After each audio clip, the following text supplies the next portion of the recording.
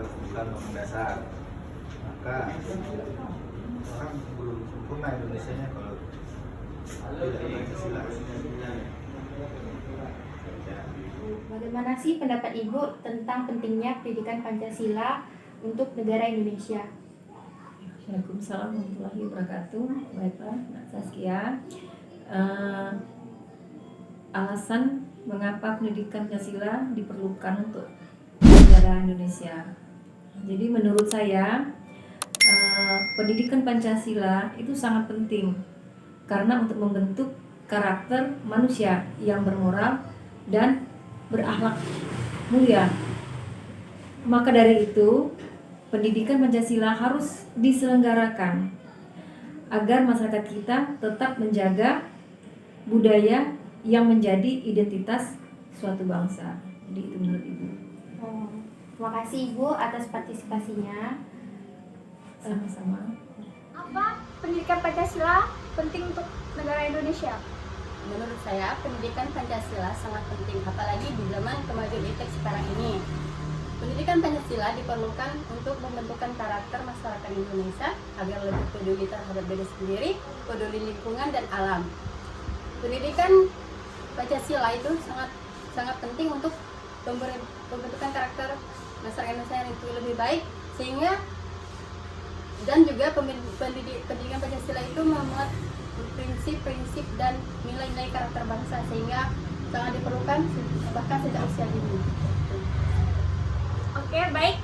Sekian wawancara kita pada hari ini.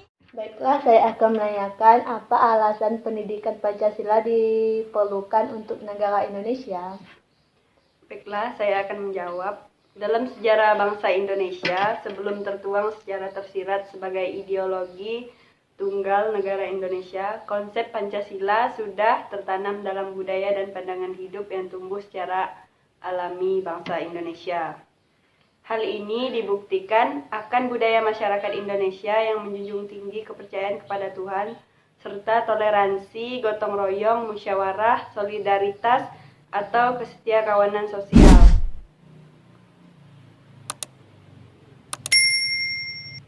Dalam perkembangan bangsa yang sudah berumur 75 tahun, banyak sekali permasalahan bangsa yang menunjukkan bahwa esensi dan urgensi Pancasila belum bisa mengakar dalam etika berperilaku masyarakat sipil, militer, birokrat, dan lain sebagainya. Misalnya seperti masalah korupsi yang masih menjangkit para pejabat baik dari tingkat desa sampai ke istana negara. Kedua, masalah lingkungan. Banyak pembangunan infrastruktur yang tidak mengikuti aturan AMBAL yang ramah lingkungan. Yang ketiga, disintegrasi bangsa. Perbedaan pandangan politik, etnis, agama, dan budaya yang tidak dikelola dengan bijak dapat menjadi bumerang yang akan menyerang sendi-sendi persatuan bangsa. Yang keempat, dekadensi moral. Arus globalisasi yang sudah tidak bisa dibendung memasukkan ideologi baru yang berbenturan dengan Pancasila, sikap hedonisme, pragmatisme, dan materialisme merupakan impak yang bisa mengetus jati diri bangsa Indonesia yang berideologi Pancasila. Narkoba, letak geografis serta jumlah penduduk negara Indonesia menjadi pasar yang menggoda bagi para gembong narkoba internasional. Narkoba yang sejatinya obat yang harus diawasi pemakaiannya dapat memicu kejahatan dalam lingkungan masyarakat yang bisa mengganggu kesejahteraan umum. Masalah penegakan hukum yang berkeadilan. Penegakan hukum merupakan instrumen yang sangat penting dalam kehidupan bernegara. Penegakan hukum yang mengimplementasikan urgensi Pancasila dapat menyebabkan kekacauan dalam sistem berbangsa dan bertata negara, serta terorisme. Pemberontakan dan keinginan mengganti ideologi Pancasila memunculkan masyarakat radikal yang mendatangkan teror.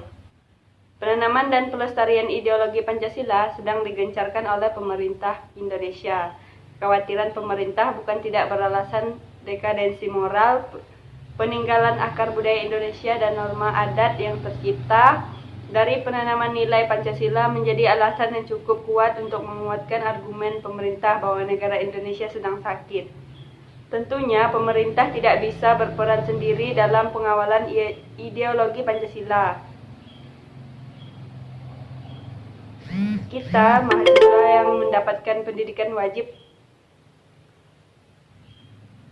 diharapkan bisa menjadi pionir dalam membangun kesadaran masyarakat seperti kesadaran hidup sederhana dan cinta produk Indonesia, kesadaran pentingnya memproduksi generasi penerus yang berkualitas, kesadaran semangat persatuan dan kesatuan sebagai suatu bangsa yang berdaulat, serta kesadaran pentingnya norma dalam pergaulan masyarakat. Sekian.